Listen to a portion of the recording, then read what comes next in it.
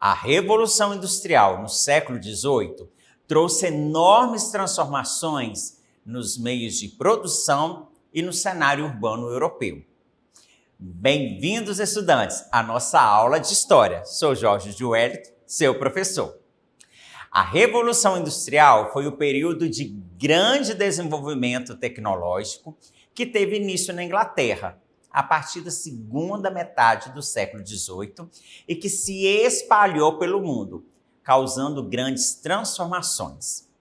Ela garantiu o surgimento da indústria e consolidou o processo de formação do capitalismo, assim como no estilo de vida da humanidade.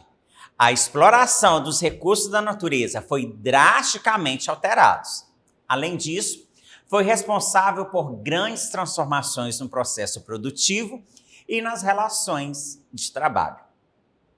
Atribui-se o pioneirismo aos ingleses pelo fato de que foi lá que surgiu a primeira máquina a vapor, em 1698, construída por Thomas Newcomen e aperfeiçoada por James Watt em 1765. O avanço tecnológico característico da Revolução Industrial permitiu um grande desenvolvimento de maquinário voltado para a produção têxtil, isto é, de roupas. Com isso, uma série de máquinas, como a spinning jenny, a spinning frame, a Warframe e a spinning mill foram criadas para tecer fios. Com essas máquinas, era possível tecer uma quantidade de fios que manualmente exigiria a utilização de várias pessoas. Posteriormente, no começo do século XIX, o desenvolvimento tecnológico foi utilizado na criação da locomotiva e das estradas de ferro, que a partir da década de 1830 foram construídas por toda a Inglaterra. A construção das estradas de ferro contribuiu para ampliar o crescimento industrial, uma vez que diminuiu também as distâncias e ampliou a capacidade de locomoção de mercadorias e de pessoas. Antes do surgimento da indústria, a produção acontecia pelo modo de produção manufatureiro, isto é, um modo de produção manual que utilizava a capacidade artesanal daquele que produzia. Assim, a manufatura foi substituída pela maquinofatura, ou seja, sai a mão e entra a máquina. Com a maquinofatura, não era mais necessária a utilização de vários trabalhadores especializados para produzir uma só mercadoria, pois uma pessoa manuseando as máquinas conseguiria fazer todo o processo sozinho. Vamos analisar essa imagem? Aqui, para vocês verem, nós temos uma oficina de sapataria, né? Na verdade, é uma sapataria. Então, tem várias pessoas aqui trabalhando para produzir um só item. Um vai medir a sola do pé, o tamanho do pé. O outro vai cortar o couro. Antes de cortar o couro, ele passa por um processo de curtição até chegar aqui na sapataria, né? Onde vai produzir esse sapato. O outro vai colar, então ele vai demorar mais tempo. Com a invenção da máquina e o processo da maquinofatura, a máquina vai dar conta de fazer todo este material e somente uma pessoa vai produzir vários pares de sapatos, enquanto aqui o processo é demorado e lento. Além do baixo salário, os trabalhadores eram obrigados a lidar com uma carga de trabalho extenuante. Nas indústrias inglesas, do período da Revolução Industrial, claro, a jornada diária de trabalho costumava ser até 16 horas por dia, com apenas 30 minutos de pausa para o almoço. Os trabalhadores que não aguentassem a jornada eram sumariamente substituídos por outros. Não havia nenhum tipo de segurança para os trabalhadores e constantemente acidentes aconteciam. Os que se afastavam por problemas de saúde perdiam o emprego e não recebiam também os salários ou não recebiam dinheiro, né, o salário naqueles dias ausentes, que seria hoje aquele período que você está com atestado médico. Essa situação degradante fez com que os trabalhadores se mobilizassem pouco a pouco contra os seus patrões. Isso levou à criação das organizações de trabalhadores, mais conhecidas aqui no Brasil como sindicatos, e chamadas na Inglaterra de Trade Union. Dois grandes movimentos de trabalhadores surgiram dessas organizações, que foram o ludismo e o cartismo. O ludismo consistia numa estratégia de invadir as fábricas e destruir as máquinas.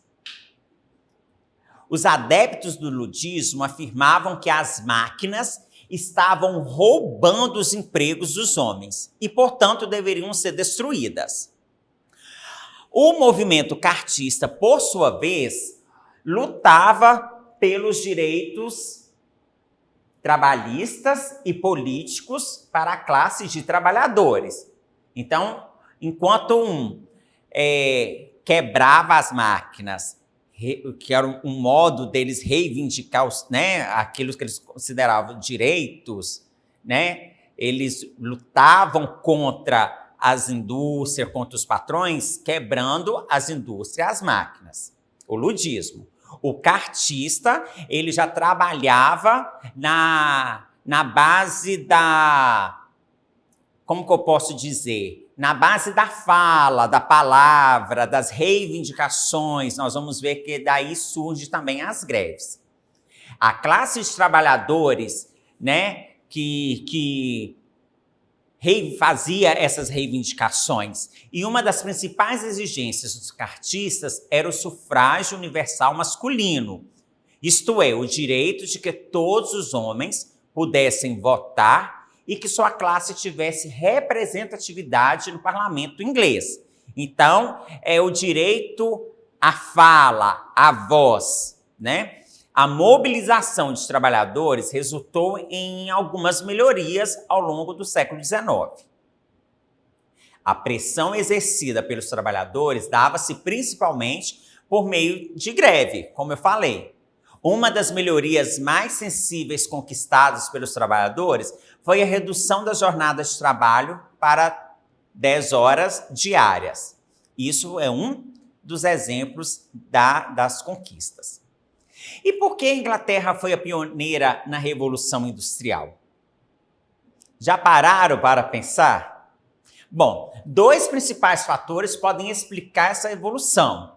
Uma, a ascensão da burguesia com a Revolução Gloriosa e a Revolução Gloriosa. Vejamos primeiro a burguesia. A burguesia estabeleceu-se como classe e garantiu o desenvolvimento da economia inglesa na direção do capitalismo. A Revolução Gloriosa aconteceu em 1688 e consolidou o fim da monarquia absolutista lá na Inglaterra. Com isso, a Inglaterra transformou-se em uma monarquia constitucional parlamentarista, na qual o poder do rei não estava acima do parlamento e nem da Constituição.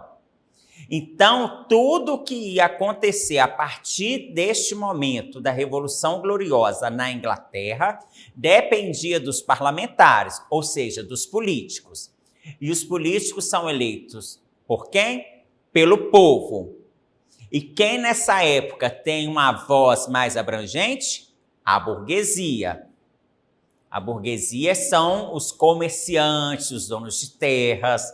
Então, ele estabelece uma fala, um poder, e nós sabemos que toda a burguesia, ou hoje a classe, a elite, ela tem uma representatividade muito grande, os seus direitos são atendidos. Se a gente for pegar a política, a gente vai saber que quem manda de fato num país é a elite. O povo compõe a maioria das pessoas, são a maioria, a base da pirâmide, mas ao mesmo tempo, se não tiver a educação, se não tiver um senso crítico, ele só vai dar ouvido e não vai pensar se é certo ou errado aquilo que a elite manda o povo fazer. Então, por isso que é importante a gente voltar lá no século XIX para entendermos a nossa realidade e também mudá-la. Assim, a burguesia conseguiu consolidar-se enquanto classe e governar de maneira a atender aos seus interesses econômicos. Oliver Cromwell decretou os atos de navegação, uma lei que decretava que mercadorias compradas ou vendidas pela Inglaterra somente seriam transportadas por embarcações inglesas. Essa lei foi fundamental, pois protegeu o comércio e enfraqueceu a concorrência dos ingleses e garantiu que os navios ingleses controlassem todas as rotas comerciais marítimas.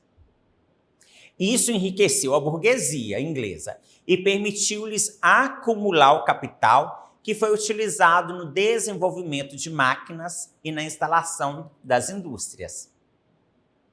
A Inglaterra do século XVIII tinha mão de obra excedente e isso está relacionado com cercamentos que aconteciam lá na Inglaterra e que se intensificaram a partir do século XVII. Os cercamentos aconteciam por força da lei dos cercamentos, que é a Enclosure Acts, e com os cercamentos, os camponeses, eles habitavam as terras que com esse cercamento eles foram expulsos. Vou mostrar a imagem que aí nós vamos entender melhor. Primeiro, é como se você tivesse um sítio, uma pequena propriedade, né? Cercamento vem de cerca, e ali você produzia tudo que era necessário para o seu desenvolvimento, para a sua alimentação, para as suas necessidades.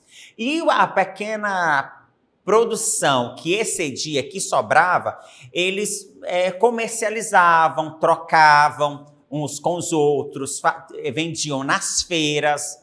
Então, um produzia abóbora, trocava por outro que produzia batata, e assim sucessivamente, e até mesmo vendia os seus excedentes. Com essa lei, eles vão fazer o quê? Os grandes proprietários, a burguesia, que eles vão precisar de terras. Então, ele principalmente para isso aqui, ó, para o rebanho de ovelhas, que é da onde retira a lã, esse pelo, para produzir os tecidos, que vão ser utilizados lá nas máquinas, né? Então, eles vão começar a cercar, compra esses pedacinhos de terras e vão pegando de um sítio, vai se transformando numa fazenda, e uma fazenda, outra fazenda. Então, eles vão cercando, né, aqueles pequenos proprietários. Aquele que não quer vender o seu pedaço de terra, ele não pode sair dali, porque ele está cercado. E eles não permitiam, nessa época, fazer estradas para eles saírem ou entrar. Então, os pequenos proprietários, eles se viam forçados a vender a sua propriedade para os grandes burgueses ou para os burgueses. As terras foram transformadas em pastos para a criação de ovelhas, que fornecia a lã utilizada em larga escala na produção de têxtil do país. Os camponeses expulsos de suas terras e sem ter para onde ir, mudaram-se para as grandes cidades, sem nenhum tipo de qualificação. esses camponeses viram-se obrigados a trabalhar nos únicos locais que forneciam empregos, as indústrias. As mãos de obras excedentes garantiam aos patrões poder de barganha, pois poderiam forçar os trabalhadores a aceitarem salários de fome por uma jornada diária exaustiva. Ou seja, ou você pegava ou largava, ou pegava ou morria de fome. A Inglaterra tinha grandes reservas para 2 materiais essenciais para a Revolução Industrial: o carvão e o ferro. Então, o carvão ia funcionar para alimentar, né, como as caldeiras, que geraria a energia propulsora, então, a queima do combustível fóssil, e o ferro seria para produzir as máquinas. Então, a Inglaterra tinha esses 2 elementos essenciais para dar o pontapé inicial na Revolução Industrial. Nesta aula, vimos como surgiu a primeira Revolução Industrial e continuaremos a ver os desdobramentos, os quais podemos chamar de fases. Fiquem ligados nas nossas próximas aulas.